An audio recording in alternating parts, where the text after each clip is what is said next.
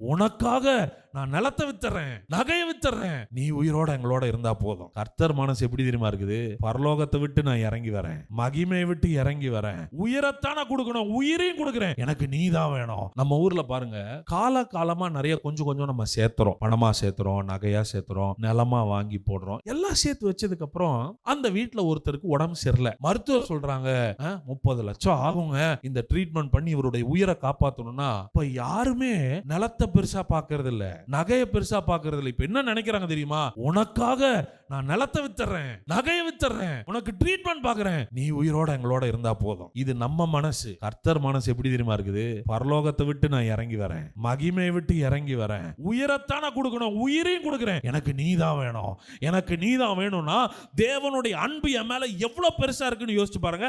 அவர் என்னை பொக்கிஷமாய் பார்க்கிறார். நான் வேணும்ன்றதுக்காக தான் அவர் உயிரையே கொடுத்திருக்கிறார். என்னை அடைவதற்காக, நான் அவருக்கு சொந்தமாக வேண்டும் என்பதற்காக தான் சகலத்தையும் கொடுத்திருக்கிறார் என்றால், இன்றைக்கு சபை எப்படி உணரணும்னா, we are special னு தலை நிமிர்ந்து நடக்கணும்.